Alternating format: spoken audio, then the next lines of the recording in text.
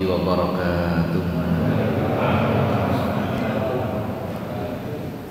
Bismillahirrahmanirrahim. Alhamdulillahirabbil alamin. Assalatu wassalamu ala asyrafil anbiya'i wal mursalin sayyidina wa maulana Muhammadin wa ala alihi wa ashabihi wa man tabi'ahum bi ihsanin ila yaumiddin, amma ba'du.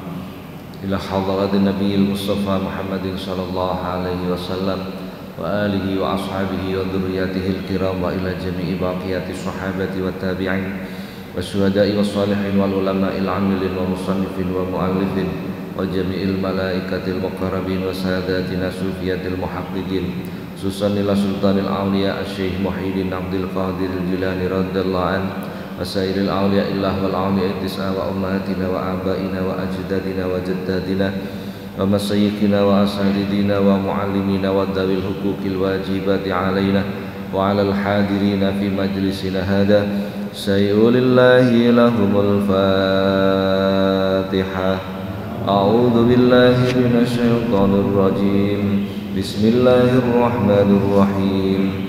Alhamdulillahi rabbil alamin, arrahmanir rahim, maliki yaumiddin. Iyyaka na'budu wa iyyaka nasta'in. Ihdinas siratal mustaqim, siratal ladzina an'amta 'alaihim ghairil maghdubi 'alaihim waladdallin. Amin. Para jamaah, alhamdulillah pagi hari ini Allah menggerakkan hati kita untuk hadir di majelis yang penuh dengan keberkahan ini. Mudah-mudahan apa yang kita laksanakan bersama dicatat oleh Allah sebagai amal soleh. Amin Allahumma amin. Para jamaah, pada pertemuan yang lalu kita membahas tanda-tanda ilmu yang bermanfaat. Insya Allah sudah sampai halaman terakhir itu kajian kita.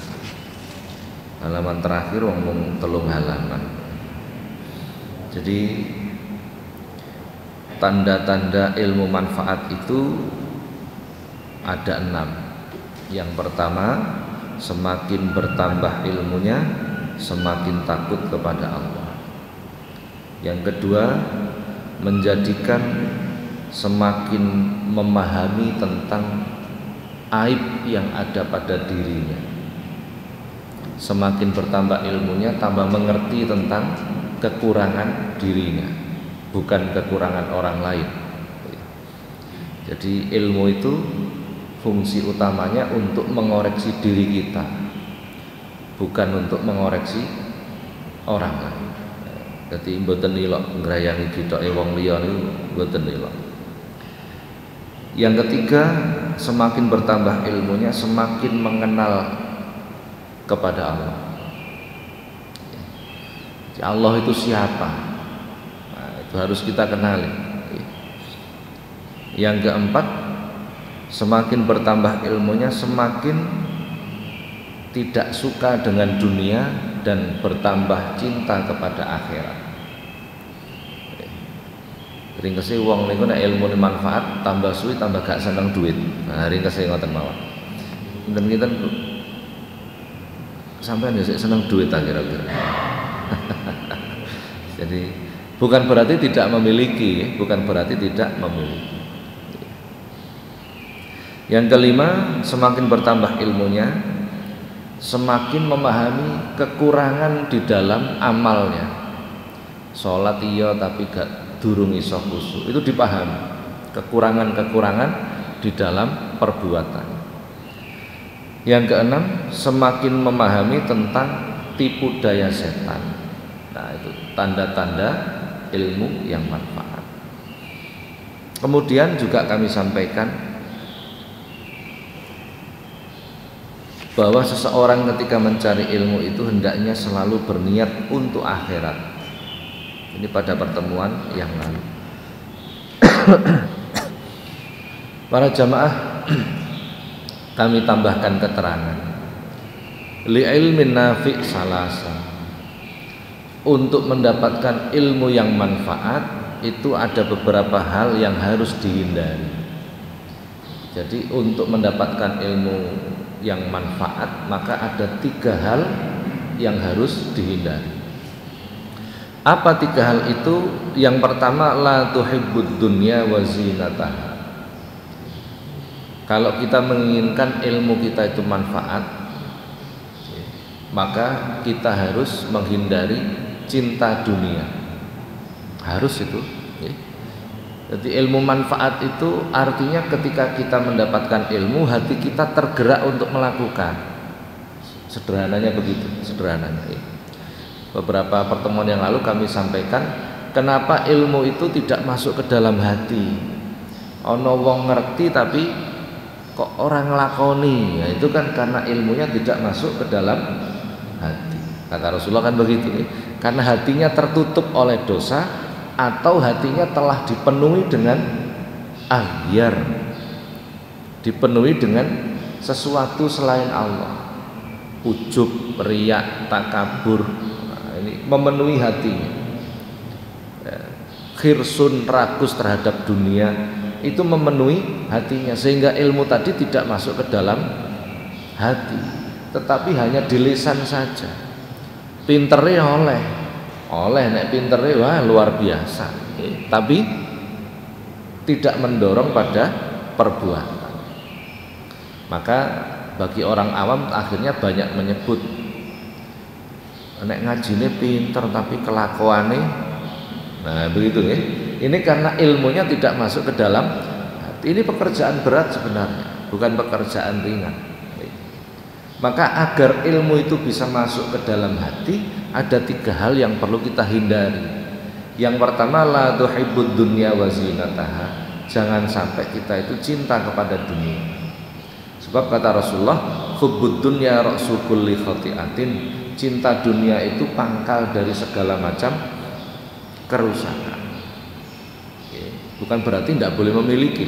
Yang tidak boleh itu mencintai. Ini harus diperhatikan betul. Ringkasnya ngata. Contohnya, prakteknya begini. Jenengan bar tuku HP rego 10 juta. Oleh 3 dino hilang, susah napa mboten? Susah. Padahal itu kehilangan dunia. Jenengan waya rutinan ngaji gak iso teko, susah napa mboten? Kon niku ukurane nggih. Dadi nek kelangan HP susah. Tapi kehilangan waktu untuk melakukan amal soleh itu tidak pernah susah. Itu tanda-tanda hubbud dunia. Boleh menjadi orang kaya itu boleh, bahkan dianjurkan pada zaman ini. Tetapi jangan sampai kekayaan itu masuk dalam hati kita. Nah, jadi tandanya orang hubbud dunia itu kalau kehilangan susah. Tandanya begitu. Tandanya seperti itu. Atau bila tidak tercapai keinginannya itu menjadi susah. Itu tandanya. Zaman Nabi Isa itu seorang nabi yang luar biasa. Nabi paling miskin itu Nabi Isa. Omah wae ra duwe. Dadi siakah beliau, keliling terus. Omah ra duwe, bojo ra duwe, itu Nabi Isa. Tapi luar biasa, doanya mustajabah, mandi. Sampai menghidupkan orang yang mati bisa beliau itu. Luar biasa. Suatu ketika ada orang itu sowan ke Nabi Isa, matur ke Nabi Isa, pingin belajar, pingin ngaji. Kula niki Nabi Isa, urip kula niku susah, miskin, melarat. Kula kepingin derek panjenengan sekaligus kepingin ngaji. Nabi Isa terus takon, temen tak pingin ngaji? Nggih saestu. Nek awakmu temen pingin ngaji, pingin tolabul ilmi, ya wis gak apa-apa melu aku. Niatmu ditata temen lho, nggih. Aku gak patek percaya nek awakmu temen-temen niat ngaji. Saestu Nabi Isa. Aja-aja mung kepingin sugih, mboten kula niki pingin ngaji. Akhirnya nderek. Nderek Nabi Isa siyahah, berkelana. Dari desa ke desa, dari kota ke kota, dari negara ke negara. Itu Nabi Isa. Suatu ketika leren Nabi Isa itu mengeluarkan 3 bungkus roti. Iki sing siji gayaku, sing siji gawe awakmu. Sing pendereke niki terus tanget, sing setunggal damel sinten Nabi Isa. Wis jarno kene ae. Engko beke ana wong butuh. Oh nggih, dimakan. Begitu dimakan selesai Nabi Isa pamitan. Aku tak neng kali dhisik ke sungai dulu. Nggih, tunggu kene ya. Begitu Nabi Isa kembali, kaget Nabi Isa. Loh, roti sing karek siji iki mau nendi? Duka Nabi Isa mboten semerap. Loh, piye lha wong gak ana wong meneh kok sing ana mung awakmu? Kok iso gak ngerti? Nandi roti iki mau? Sumprit lho mboten semerap Nabi Isa, ngoten cara wong sakniki ngoten nggih. Mboten semerap. Oh ya wis nek.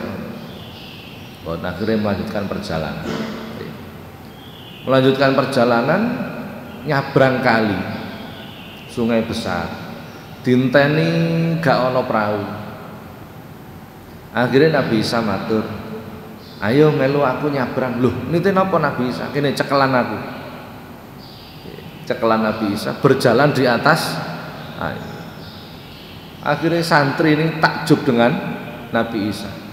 Masya Allah, jenengan iki luar biasa. Melaku nang dhuwur banyu.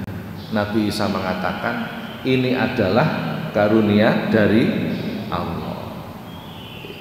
Terus nek pancen awakmu takjub dengan kekuasaan Allah, saiki tak takoni. Ya napa Nabi Isa? Sing mangan roti mau sapa? Saestu Nabi Isa mboten semerap. Oh ya wis.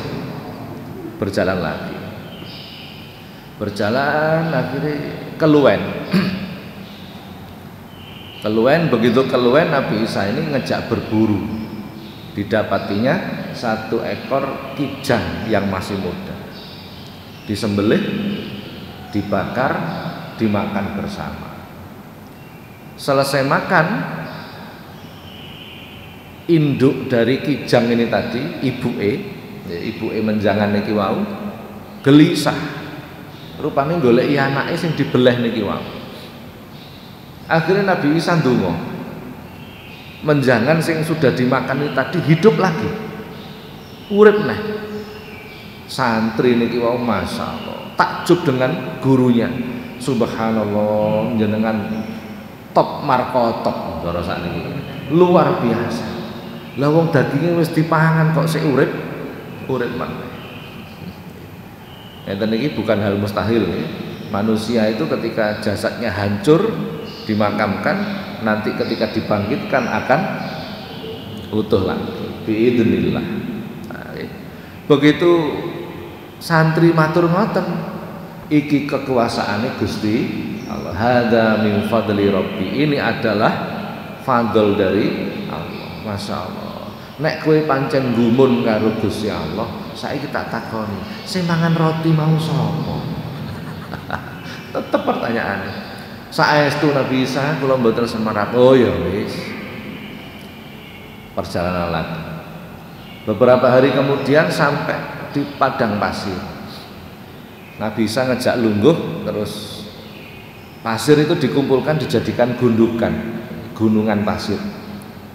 Dijadikan 3 gunungan. Selesai Nabi Isa berdoa. Selesai berdoa, 3 gunungan pasir tadi berubah jadi emas. Nabi Isa terus mengatakan, iki sing siji gayaku, sing siji gaya awakmu. Oh nggih Nabi Isa. Lah sing setunggal iku damel sinten? Iki sing digawe mangan wong sing mangan roti mah. Akhirnya santri ngomong, anu Nabi Isa ngapunten, sing mangan roti dek wingi niku kula. Sing mangan roti dek wingi niku kula. Oh ngono, nggih. Ya nek ngono gak apa-apa pekan. Sing tekku emas iki mau peken pisan. Lho ngoten ta Nabi Isa? Iya. Tapi ya wis sampai semono wae kowe ngetutno aku, gak usah di terus. Nggih Nabi Isa, jawabane nggih. Kok jawabane nggih. Akhirnya pisah. Akhirnya santri tadi sendiri di gurun pasir dengan 3 kantong emas tadi. Begitu berjalan pulang, simpangan karo perampok loro. Maka dirampok di tengah gurun pasir. Begitu dirampok, santri cerdas, wong tahu ngaji teng Nabi Isa. Pak perampok, nek kowe ngerampok aku neng gurun pasir oleh emas, tapi iso mati keluwen sebab gak duwe sego. Wis ngene ae lho, emasku iki jupuken titik gawe tuku sego engko dipangan bareng. Akhirnya perampok loro niki sing siji ngongkon kancane, kowe mlebu kampung sik tuku sego telu. Oh iya. Sing tumbas sego niki wau duwe ide. Iki enake tak racun ae wong loro. Engko masih kena aku kabeh. Segone diparingi racun. Lah wong loro sing neng kono ya rundingan. Pak, koncone sampeyan iku nek dikeki nyuda jatahe sampeyan. Enak dipateni ae, engko nek teko langsung dipateni. Estu. Begitu sampai mangan sego, sik tas durung dipangan, dipateni sing dikongkon mau. Wis saiki kancaku wis mati, saiki ayo mangan sik. Begitu mangan kena racun, mati kabeh. Sampai uga ana sing kedumak. Nah, jadi orang itu bila cinta dunia maka tidak akan pernah mendapatkan ilmu yang manfaat. Yang kedua, wala tusahibis syaiton. Hal yang harus dihindarkan bila kita ingin mendapatkan ilmu manfaat, jangan berkawan dengan setan.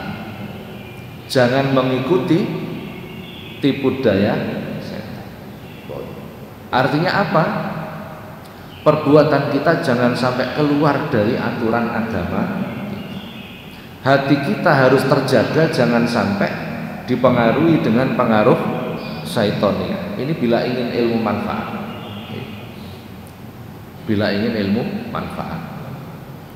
Ada peluang. Dalam sebuah hadis Rasulullah SAW ini pernah menyampaikan. Ini ketepaan. Beliau menyampaikan, in aradtumur rahatal waqtal mauti minal atos wal khuruja ma'al iman wan najata minas syaitan fahtarimu hadhihi syuhura kullaha bikasratis siyam wan nadam ala masalafa minal atham wadhkuru khaliqal anam tadkhulu jannata rabbikum bisalam. Hadis ini merujuk pada bulan-bulan yang dimuliakan oleh Allah. Jadi jumlah bulan itu ada 12. Dalam Quran, inna iddatasyuhuri indallahi isna asyara syahron fi kitabillahi yawma khalaqas samawati wal ard minha arba'atun hurumun dalikad dinul qayyim. Hitungan bulan itu telah ditetapkan oleh Allah 12. Ceritanya begini, sebab-sebab turunnya ayat. Zaman Arab jahiliyah itu sudah menjadi tradisi kalau bulan-bulan haram itu mereka tidak mau perang. Mereka juga tidak mau berbuat kerusakan. Nyolong gak gelem, zina gak mau.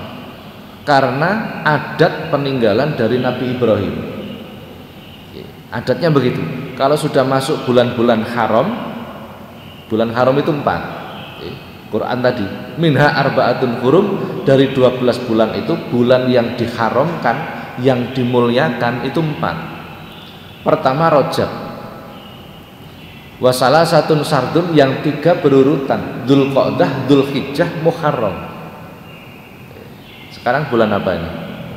Muharram. Berarti ini bulan yang dimuliakan Allah. Jadi 4 bulan ini bulan yang dimuliakan Allah. Loh, Ramadan kok enggak, Pak? Enggak. Ramadan itu tidak disebut syahrul hurum.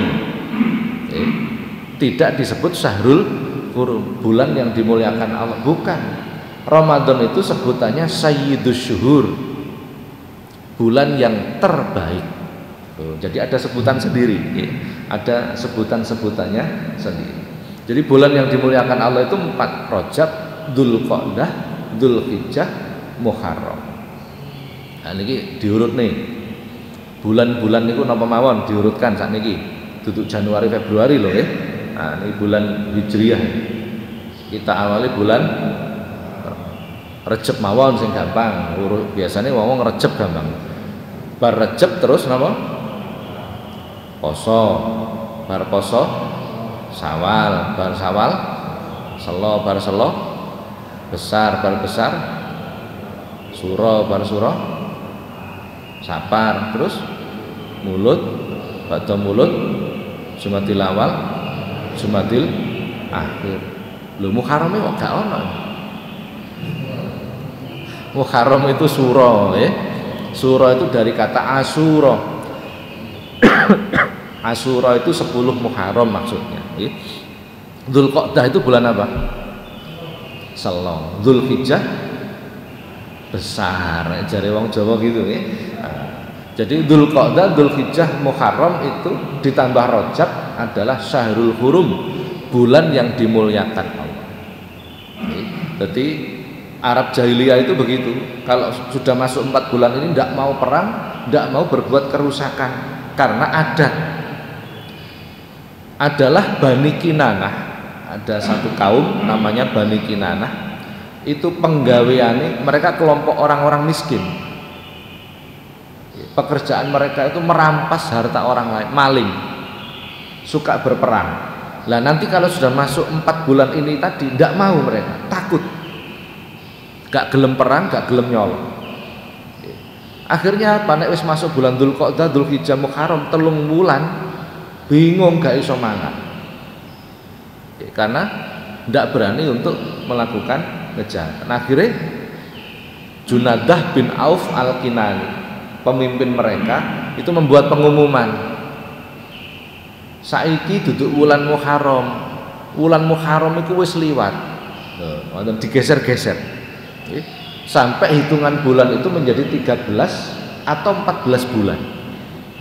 Lah akhirnya Allah Subhanahu wa taala berfirman ayat yang sama saya sampaikan tadi. Itu sebab-sebab turunnya ayat. Kemudian Rasulullah menjelaskan hadis yang saya baca tadi. Barang siapa yang menginginkan ketika nazak tidak merasa haus. Barang siapa yang menginginkan ketika mati tetap membawa iman. Barang siapa yang menginginkan di dalam hidupnya tidak mudah terpengaruh setan. Lah ini yang kami bahas. Jadi salah satu syarat supaya ilmu itu manfaat adalah jangan terpengaruh tipu daya setan. Rasulullah menjelaskan barang siapa yang ingin di dalam hidupnya tidak mudah terpengaruh setan, fahtarimu hadhihi syuhura kullaha, kata Rasulullah, maka muliakanlah 4 bulan ini semua. Kita disuruh memuliakan 4 bulan ini semua. Rajab, Dzulqa'dah, Dzulhijjah, Muharram. Muliakan. Dengan cara apa? Pertama, bikas rotisian, sing akeh poso. Rajab sing akeh poso, Dzulqa'dah sing akeh poso, Dzulhijjah sing akeh poso, Muharram sing akeh poso. Perintah Rasulullah. Perintah Rasulullah. Tapi jangan menyamai Ramadan. Berarti jangan 1 bulan penuh, jangan dipenuhi 1 bulan. Pertama, cara memuliakan 4 bulan ini adalah bikasrotisyan, sing akeh poso. Nomor 2, wan nadam ala ma salafa minal asam. Banyak-banyaklah merenung, mengoreksi diri, kemudian bertobat kepada Allah. Jadi kita diperintah muhasabah, mengoreksi diri kita. Jadi orang itu yang paling jelek adalah orang yang melakukan kerusakan tetapi dia merasa yang dilakukan itu adalah sesuatu yang benar. Wah, itu orang paling susah ini. angel dikandani karena yang dilakukan rumangsane. Jadi yang kedua dengan cara banyak-banyak mengoreksi diri serta bertobat kepada Allah Subhanahu wa ta'ala. Itu cara memuliakan 4 bulan ini tadi. Jadi banyak-banyak muhasabah. Yang ketiga, wadhkuru khaliqal anam, banyak-banyaklah berzikir kepada Allah. Ini cara memuliakan 4 bulan. Ini Muharram itu masuk awal tahun, tetapi di antara 4 bulan itu bulan yang keempat, tapi awal tahun. Di bulan Muharram ini pula itu banyak kejadian yang luar biasa, terutama tanggal 10-nya Asyuranya tadi. Kan ada puasa, napa posone jenenge? Napa posone? Tasu'a dan Asyura, kan begitu nih. Nah, Asyura itu 10 Muharram itu Nabi Adam diterima tobatnya.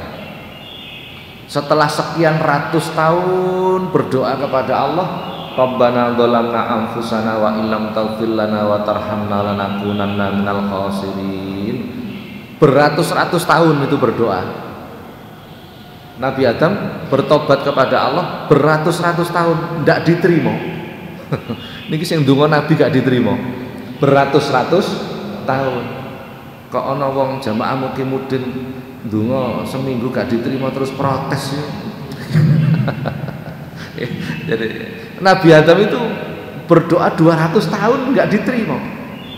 Sampai suatu ketika Nabi Adam itu kelingan ketika masih di surga, setiap cagak surga itu ada tulisan Allah, sebelahnya pasti tulisan Muhammad. Allah Muhammad selalu begitu setiap pilar surga itu. Maka kemudian Nabi Adam yakin bahwa Muhammad ini sesuatu yang luar biasa. Akhirnya doanya dirubah. Allahumma bihaqqi Muhammadin lamma ghafartali. Doanya Nabi Adam diriwayatkan oleh Imam Bukhari dalam kitab Shahihnya. Ya Allah, dengan kebenaran Muhammad, mudah-mudahan engkau mau mengampuni diriku. Nabi Muhammad belum lahir. Nabi Adam sudah bertawasul dengan Nabi Muhammad. Ketika berdoa dengan tawasul itu, saat itu pula tobatnya Nabi Adam diterima oleh Allah. Tanggal 10 bulan Muharram. Nabi Nuh, wah suwi niki, cerita niki suwi niki, iso sampai jam 8 niki. Disingkat mawon lah ya. Nabi Nuh itu ketika banjir bandang, jadi apa nih? Jadi pokoknya banjir gede lah ya. Kalau secara ilmiah kutub utara dan kutub selatan bergeser sehingga mencair kemudian kembali membeku. Nah, ketika mencair itu maka jumlah air menjadi lebih banyak. Nah, cara ilmiahnya begitu ya. Terapung di atas kapal perahu berminggu-minggu, berbulan-bulan. Nabi Nuh terdampar menemukan daratan di Gunung Judi itu tanggal 10 bulan Muharram. Nabi Yakub niku sinten? Nabi mboten mawon lah nggih.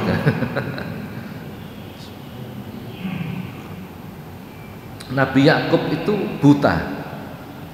Sembuh dari kebutaannya tanggal 10 bulan Muharram. Nabi Yusuf dibuang ke dalam sumur, mendapatkan pertolongan dari Allah, berhari-hari dalam sumur ditulungi wong tanggal 10 bulan Muharram. Nabi Musa menang melawan Fir'aun tanggal 10 bulan Muharram. Nabi Ibrahim dibakar oleh sinten? Nebukadnezar. Orang barat menyebut begitu, kita menyebutnya Namrud. Dibakar dan diselamatkan oleh Allah pada tanggal 10 bulan Muharram.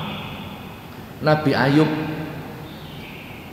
diuji oleh Allah, hartanya habis, keluarganya mati,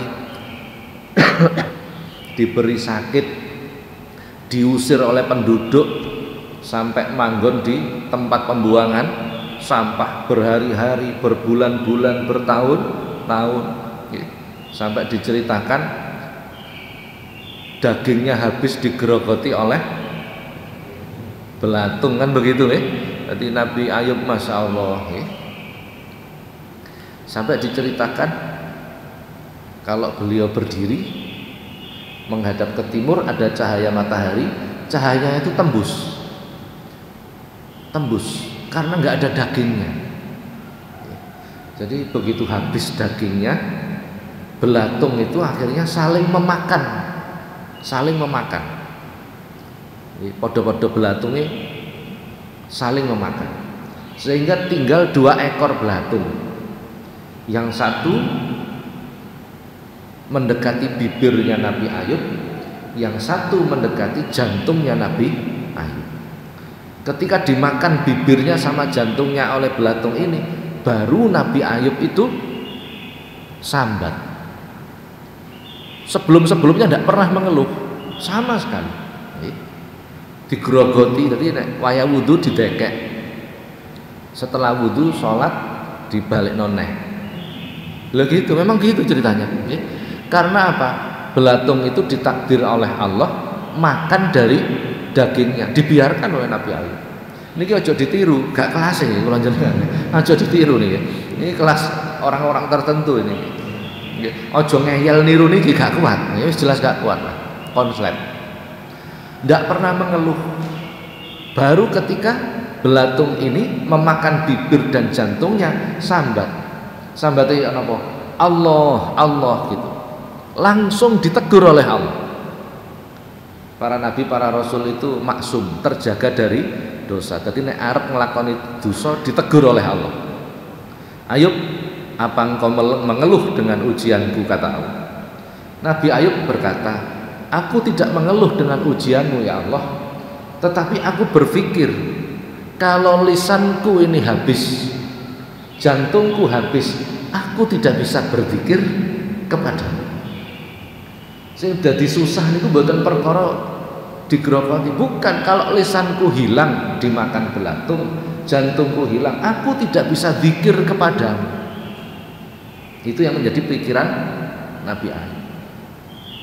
Karena itu maka Allah memberikan pertolongan. Nah, jadi memberikan pertolongan, akhirnya diberi kesembuhan oleh Allah. Belatung yang menggerogoti lisan Nabi Ayub kemudian oleh Allah diberi keberkahan menjadi tawon.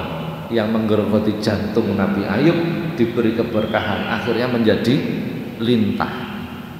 Dua-duanya ini membawa kemanfaatan, sebab tahu ngrogoti Nabi Ayub. Nah, diberi pertolongan itu tanggal 10 bulan Muharram juga. Pun lah kathah lah ya.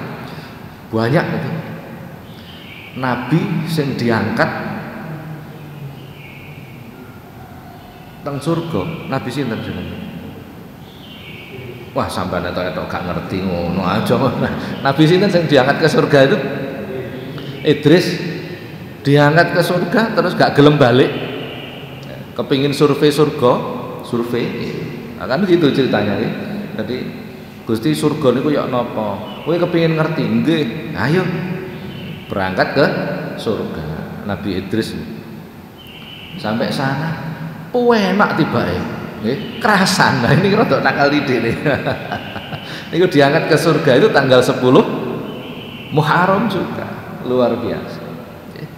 Jadi makanya Asyura itu Masya Allah, luar biasa memang, banyak kejadian tanggal 10 Muharram. Ta'dhimu ma'adhamallahu muta'ayyinun wa ihtiqaru dzalika rubbama kufra. Memuliakan, mengagungkan apa-apa yang dimuliakan Allah itu sudah semestinya. Allah memuliakan 4 bulan ini, maka kita pun sudah semestinya memuliakan. Allah memuliakan Masjidil Haram, maka kita sudah semestinya memuliakan Masjidil Haram. Allah memuliakan para nabi, para rasul, khususnya Rasulullah maka kita pun sudah semestinya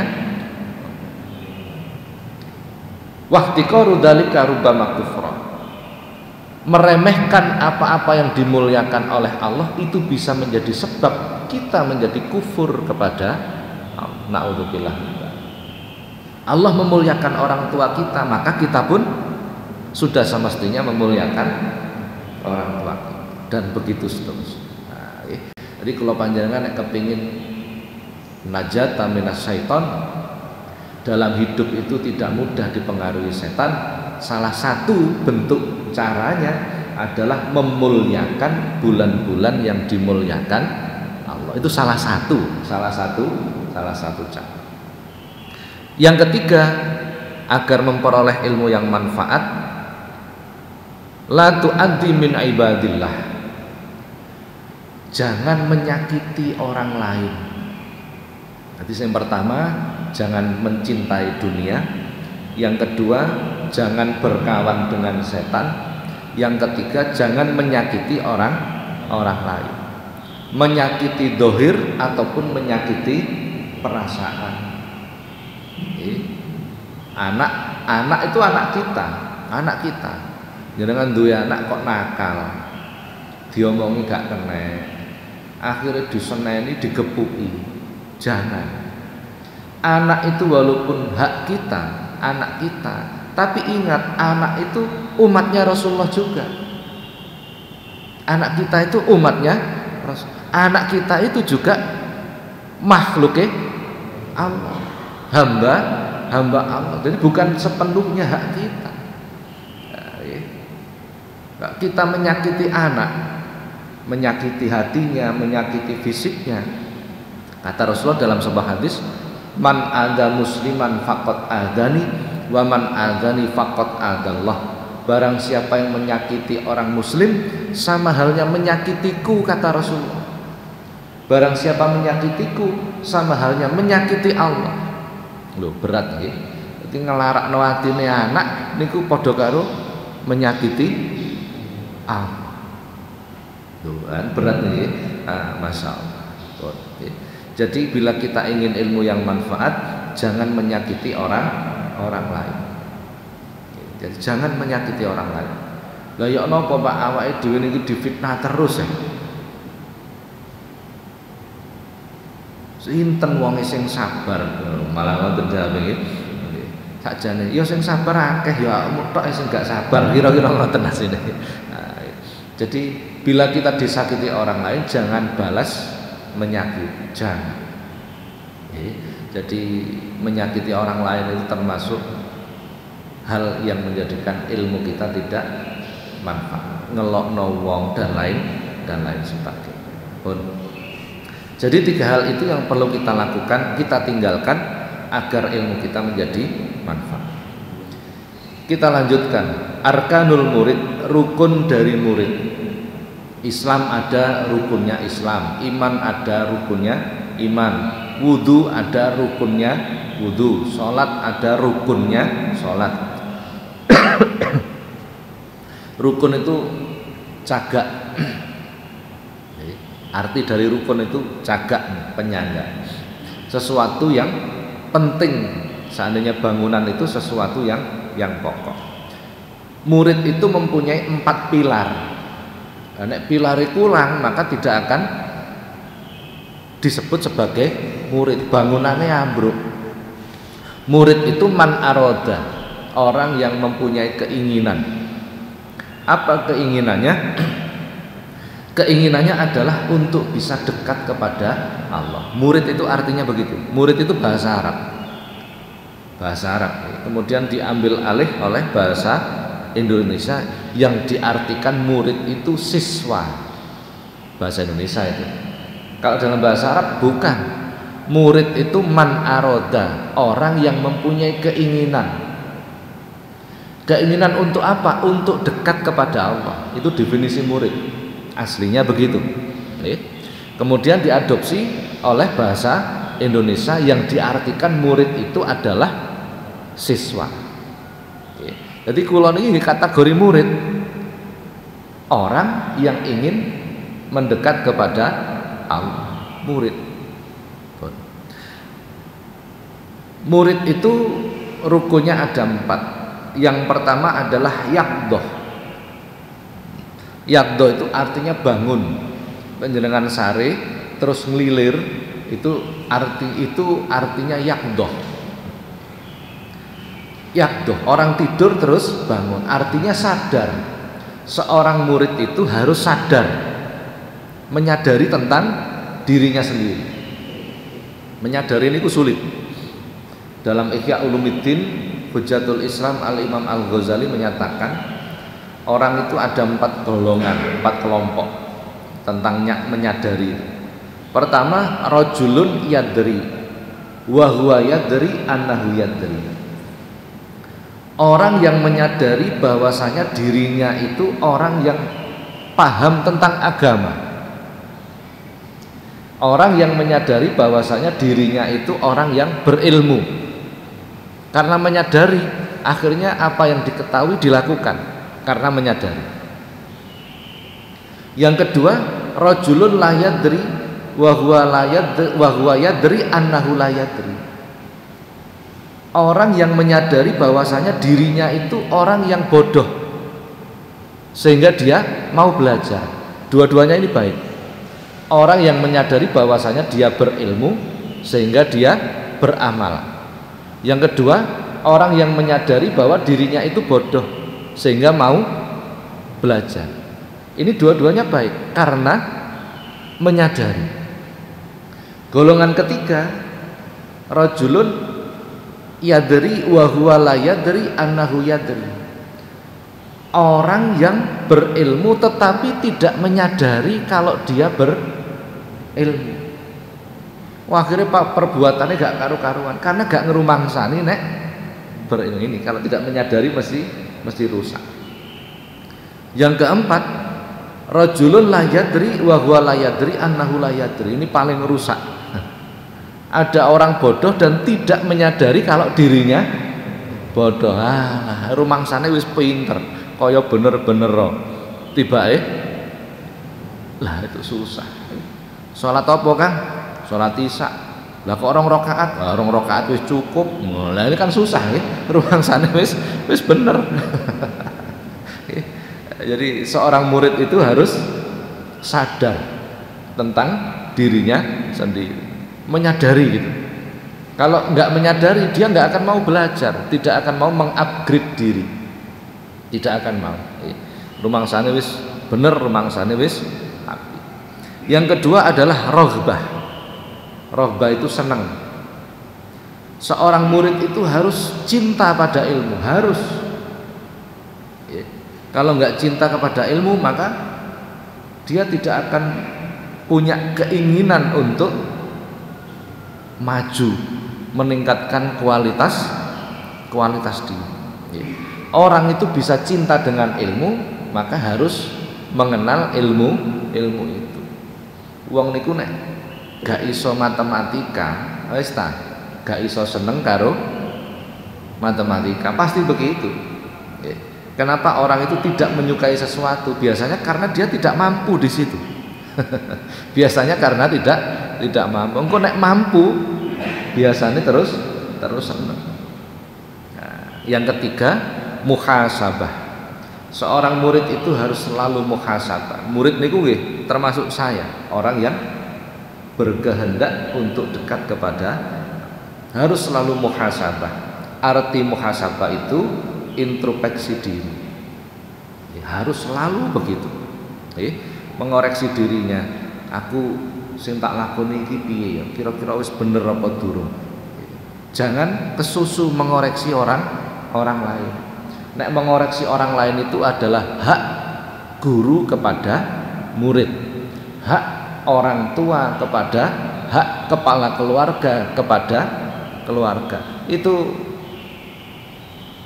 mengoreksi orang lain itu begitu. Bagi sesama tidak punya hak untuk mengoreksi, apalagi kewajiban. Kalau guru itu bahkan menjadi wajib untuk mengoreksi muridnya. Lah nek ora dikoreksi kan gak mari-mari, ora lulus kan begitu. Nah, bagi kepala keluarga juga mempunyai kewajiban untuk mengoreksi anggota keluarga. Bagi murid harus masing-masing mengoreksi dirinya sendiri, introspeksi diri terus. Aku iki piye ya?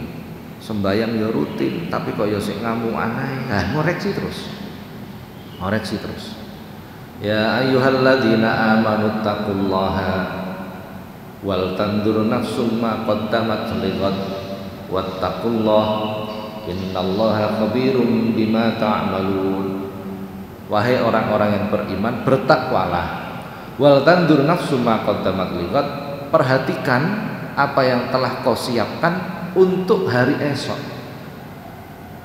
Bekal apa yang sudah kita miliki untuk hari-hari esok itu akhirat. Maka kita hendaknya selalu muhasabah. Yang keempat adalah himmah, semangat. Selalu semangat untuk tolabul ilmu, semangat. Ya, jadi terkadang kita sholat itu tidak mempunyai himmah, nggak punya semangat, hanya sekedar menggugurkan kewajiban. Nah itu jadi susah kalau sudah begitu, semangatnya tidak ada. Contoh, waya bulan Ramadan, jam 5 menjelang maghrib, subhanallah rame. Lapo Kang? Nunggu maghrib. Kalimat itu terkesan indah di telinga kita. Subhanallah, maghrib ditunggu. Kira-kira nek mari Ramadan nunggu maghrib napa mboten? Hah? Jadi sebenarnya bukan maghrib itu yang ditunggu, tapi emplok-emplokane yang ditunggu. Jadi ini harus dikoreksi juga. Ini kalimat itu terkesan indah di telinga kita. Nunggu apa Kang? Nunggu maghrib. Subhanallah, maghrib ditunggu. Seandainya itu terjadi selain bulan Ramadan, wah hebat kita sudah. Nunggu, artinya punya semangat gitu loh, punya semangat. Durung maghrib harus ditunggu. Wah, nunggu apa? Nunggu maghrib. Bolak-balik ndelok jam. Maghrib kurang 15 menit.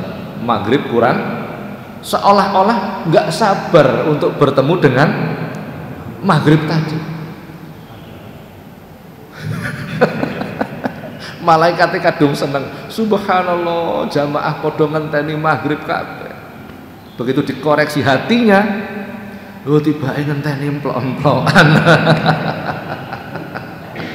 Ya, Masya Allah. Jadi ini ya apa itu kategori nggak baik Pak? Lah itu beda urusan, ya. Beda urusan. Wong gelem poso wis alhamdulillah, senajan niate betah no. Wong gelem salat wis alhamdulillah, senajan maksa nih, tapi harus ditingkatkan. Bila ingin menjadi murid, orang yang ingin dekat kepada Allah, himmah, semangat melakukan kebaikan itu dengan semangat. Kita kan sebaliknya, Cak, ono kabar baik apa? Enek uang dum rezeki, jamaah Mukimudin arep dikai duit sak uang 100 juta. Sak uang 100 juta. Temen tak? Iya, tapi ono syaratnya. Apa syaratnya? Dikongkon berangkang teko ngarepe masjid sampai gerbangnya kosagra. Kongkon apa? Berangkang. Kira-kira dilakoni mboten? 100 juta. Dilakoni mboten? Ojo berangkang, glundung tak lakoni. Artinya apa? Semangat. Cak, ono kabar gembira apa? Wong sing gelem poso wulan Muharram karo Gusti Allah diparingi uripe gampang. Responnya kira-kira bagaimana? Jawabannya indah, di telinga indah. Subhanallah. Ya ngono tok tapi iki ngoten tok wis gak budal-budal. Masa himmah itu pekerjaan sulit, betul. Ayo jenengan kira-kira tajak melaku ke pondok-pondok sekitar Surabaya, kira-kira responnya semangat apa mboten kira-kira? Gak yakin aku ndak semangat tuh paling. anu Pak mungkin golek dina sing prai dawa mawon ya dawa alasane ngoten. Ini kita.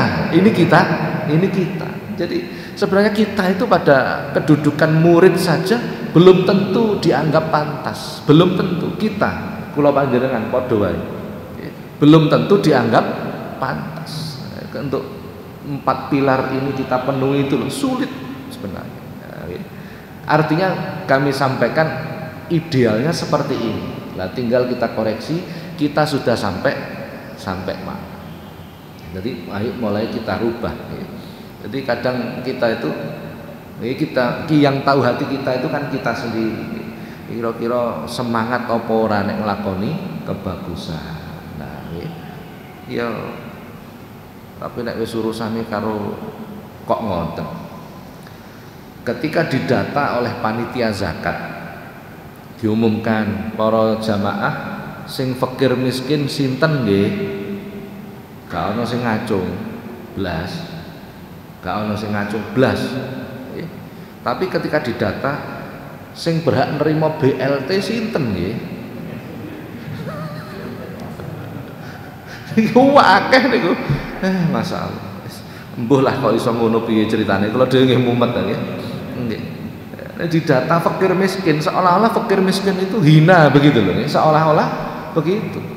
Tapi nek sing didaftar napa jenenge niku? Nek berobat oleh potongan apa jenenge? Hah? Itu nggih. Apa itu? Kesehatan lho nggih. Nek berobat oleh potongan. Masyaallah. Niku padha ngurus kabeh, masih duit-duit yang ngurus niku kabeh. Terus iki penggunaannya untuk siapa? Napa niku kesehatan ini potongan itu nggih. Nah, itu penggunaannya untuk siapa? Kula ditawani, Pak, ngurus niki mawon, Pak, mungkin nek sewaktu-waktu sakit angsal potongan. Iku karepe piye to? Niki anu, Pak, program pemerintah bagian kesulitan ekonomi nek loro supaya ada kemudahan. Lho, aku duduk golongan kesulitan ekonomi, ya alhamdulillah. Gak aku mau ngurusi aku. Nek sakit disuwuk wae. Pun sampai beriku para jamaah, insyaallah pertemuan yang akan datang muqaddimah tapi sing paling inti. Jadi bagaimana cara untuk mendapatkan ilmu. Belajar ilmu agama itu beda caranya dengan ilmu selain ilmu agama. Bila cara ini tidak dilakukan, dipastikan tidak akan mendapat ilmu agama. Jadi orang mencari ilmu agama ini yang banyak dilupakan. Cara untuk mendapat ilmu agama ini yang banyak dilupakan. Yo tidak bisa masuk, tidak akan bisa masuk. Nah, jadi ini yang paling pokok sebenarnya. Jadi ada cara untuk mendapatkan ilmu agama. Nah, jadi jangan disamakan dengan ilmu selain ilmu agama karena caranya. Pun sampai berikut barangkali ada pertanyaan kami persilahkan.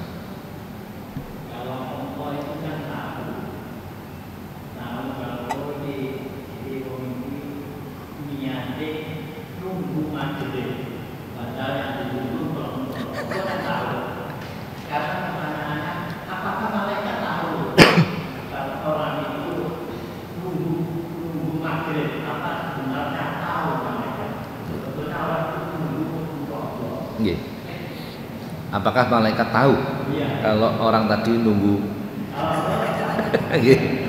Orang tadi nunggu emplok-emplokan ya. Apakah malaikat tahu? Tahu. Kenapa begitu? Karena malaikat itu diperintah untuk mencatat amal. Amal itu perbuatan ya. Perbuatan manusia, perbuatan dohir ataupun perbuatan batin. Perbuatan batin contohnya apa? Suudon. Perbuatan batin. Perbuatan batin contohnya apa? Ujub. Ini yang jelek-jelek, perbuatan batin yang jelek. Ujub. Riya. Itu perbuatan batin yang jelek. Perbuatan batin yang baik apa? Ikhlas. Tawakal. Tahammul. Ridho. Qanaah dan lain. Ini dicatat oleh malaikat. Sehingga ketika hati kita mempunyai keinginan tertentu, malaikat juga mencatat. Nah, jadi malaikat nggih pirsa. Napa mboten saged diakali malaikat niku? Umpamane ngoten ya. Banyak kejadian, tapi ini orang-orang khusus. Kalau kita tidak bisa. Suatu ketika Nabi Musa niku diparani karo malaikat Israel. Malaikat Israel nek dinas kan berarti urusan nyawa kan begitu moro. Assalamualaikum. Waalaikumsalam. Loh, Israel nggih Nabi Musa. Enek apa? Nabi Musa etok-etok gak ngerti. Nek Israel teko berarti urusan enek apa? Anu Nabi Musa pun wancine wayahe apa? Nggih, jenengan wancine meninggalkan alam yang fana menuju alam yang kekal. Ngamuk Nabi Musa. Aku iki nabine Gusti Allah. Lah kok awakmu terus wani-wani muni ngono? Subhanallah, digibeng malaikat Israel.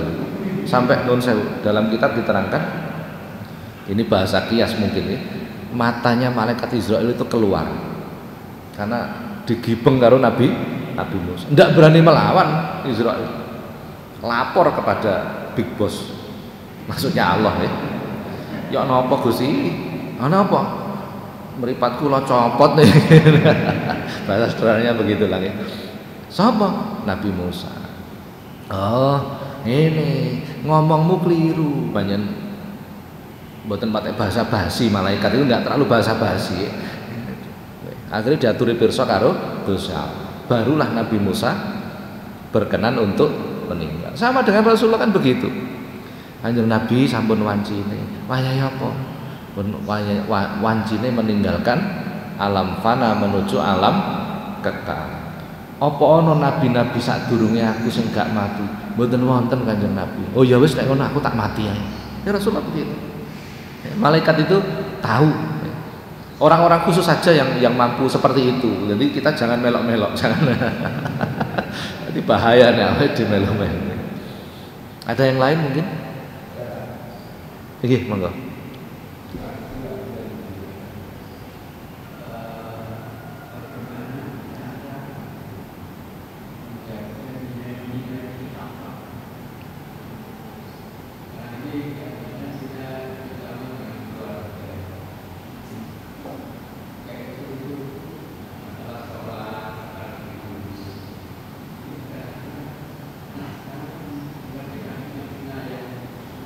Nggih.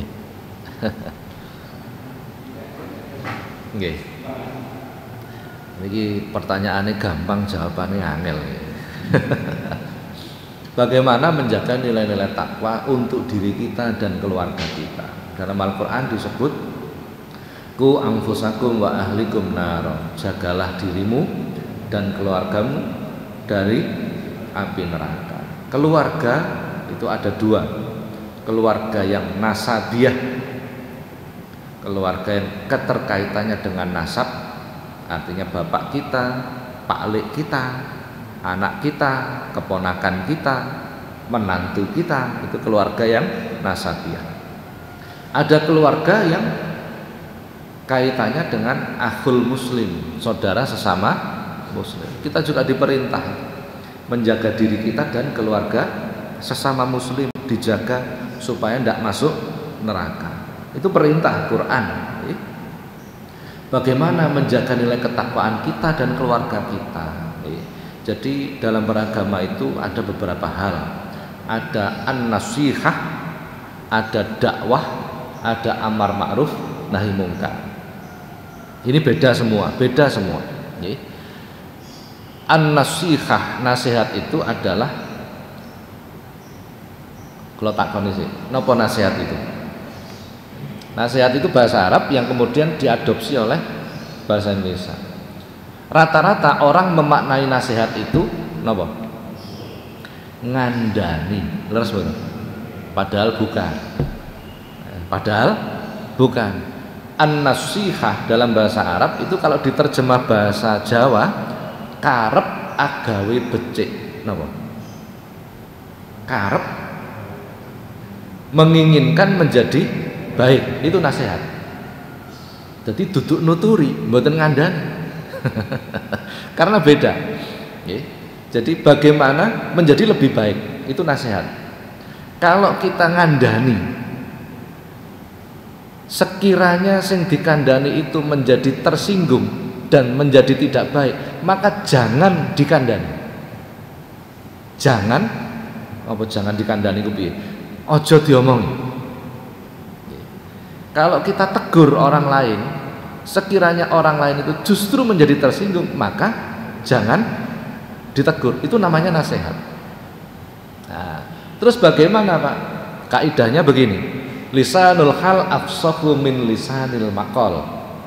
Perbuatan itu lebih tajam daripada ucapan. Wattiba'un nasi, karakter manusia itu lebih mengikuti pada perbuatan daripada ucapan. Apa maksudnya? Hendaklah menjadi teladan yang baik. Nah, jadi nun sewu, kalau kita ngandani anak kita, ngandani berarti lisan. Solato durung karuan setahun dikandani manut. Tapi ketika orang tua itu tampil memberikan contoh, memberikan teladan, itu akan lebih cepat proses. Lisanul hal afsahu min lisanil maqal. Sirai anak diisi-isi, hatinya dipenuhi dengan doa dan kasih sayang. Kira-kira anak niku krasa napa mboten perasaan? Pasti terasa, walaupun tidak berkata-kata. Sirai anak diisi-isi, tapi atine dipenuhi dengan mangkel. Kira-kira anak krasa napa mboten? Pasti krasa, walaupun perbuatannya sama. Berarti apa yang menentukan? Hati kita. Anak melakukan perbuatan durhaka kepada orang tua, wani wong tua, itu menjadi dosa. Ketika dosa itu ada, maka hatinya tertutup oleh dosa itu, sehingga hidayah tidak bisa masuk. Hidayah tidak bisa, pelajaran kita kemarin. Jadi karena hatinya tertutup dosa, hidayah tidak bisa masuk. Nek wis kondisi begini, anak wani karo wong tua, hidayah tidak bisa masuk karena tertutup. Sampeyan jak keliling, sampeyan golekno tukang sowok di ruqyah, golekno kiai, tidak akan bisa masuk. Doanya itu tidak masuk. Kenapa? Karena hatinya tertutup. Bagaimana caranya? Orang tuanya memaafkan dulu. Dimaafkan dulu anak. Kalau sudah dimaafkan, tutupnya hilang, baru bisa doa itu masuk kepada anak. Selama anak orang tuanya belum memaafkan, tutupnya tidak bisa hilang. Lah ini yang jadi problem. Lah memaafkan itu ada beberapa tingkat. Wah, jambolu temen rasanya ini.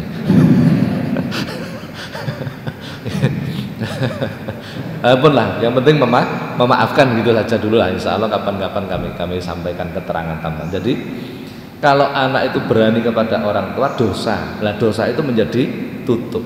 Nah, tutup itu menghalangi doa untuk masuk ke dalam hati. Caranya orang tua memaafkan.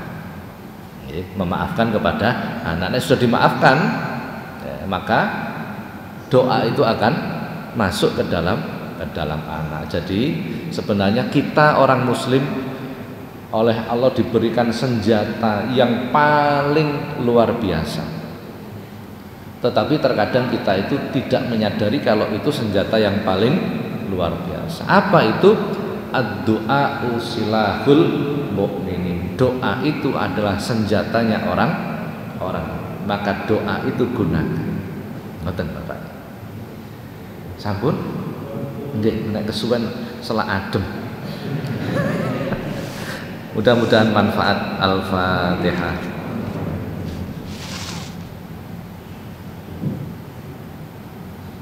Assalamualaikum warahmatullahi wabarakatuh.